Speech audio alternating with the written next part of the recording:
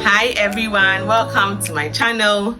My name is Rita Akiyom, and if this is your first time seeing me on your screen, I love you. If this is not your first time seeing me on your screens, I love you too. How are you doing? Yeah, let's get into it. So let's get into today's video. Yeah, so I'm going to be talking about the scam around treasury bills in Ghana.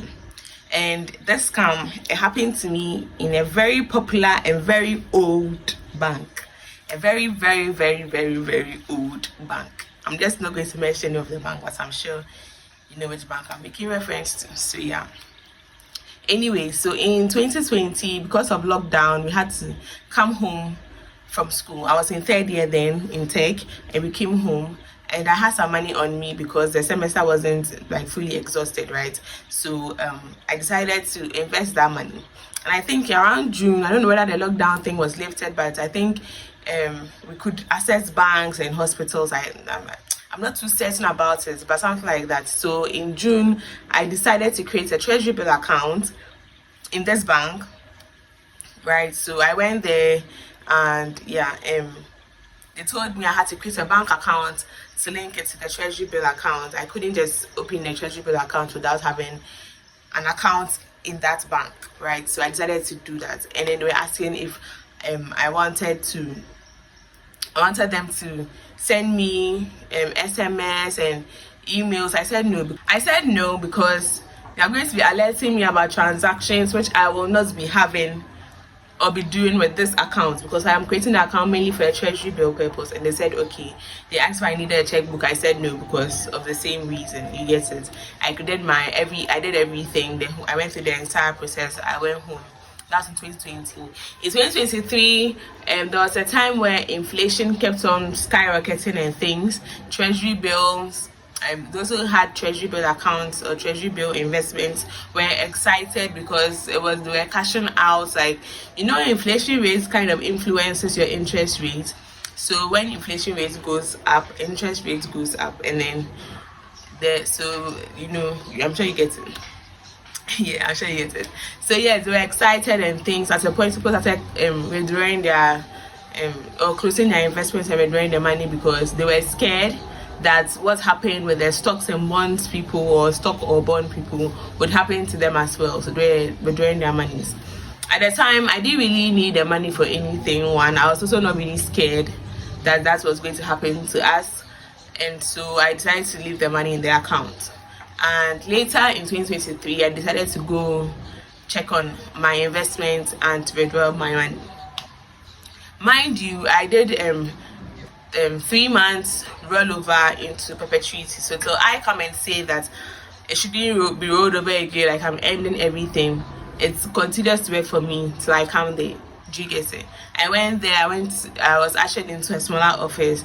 I entered the office, and the woman there was like, okay, she was scrolling through and everything. After I gave her my account number, she was scrolling. She was like, oh, you had a lot of money, but because of charges they do again. Like the charges because of charges that I don't really have anything in the account. I'm like, charges for what? It's like, oh, for the services we render, blah blah. I'm like, no, I told them I didn't want any of those services, and I actually never benefited from it because I've not received any SMS or email from this bank before. Just like, oh, as for our bank, whether or not you enjoy these services, you are still charged for it. Makes no sense. Sense or no sense? No sense. It doesn't make sense. And I was really angry. I was really upset. So it's like, okay, then I'm closing my account. Just like then they told me I have to write a letter, something. I said, okay, they're fine. So I decided to withdraw all the money in my account, but you know, you have to leave a minimum amount. So that was what was left in my account. That's what was left in my account. I'm pretty sure that because I was created in 2020, I hadn't visited the bank in like 3 years. We were thinking I had probably passed away, like the COVID had killed me, and they decided to take my money, cash it into my account, deduct charges, and steal my money. Honestly, whenever I remember this story, I get extremely agitated. Anyways, when I went to work the next day or the next week, and I spoke to my colleague at work who is an accountant at work, he also said he had a similar experience with them where they were charging him for a particular service he told them he didn't want. Yeah, this is me editing, and I realized that I have lost certain footages.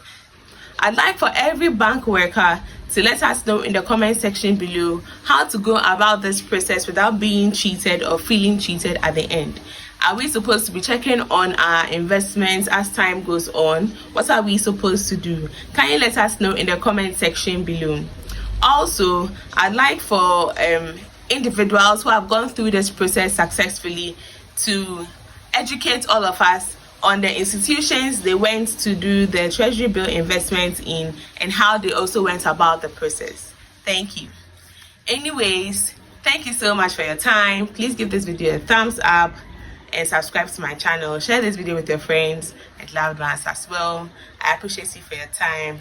See you in the next one. Bye.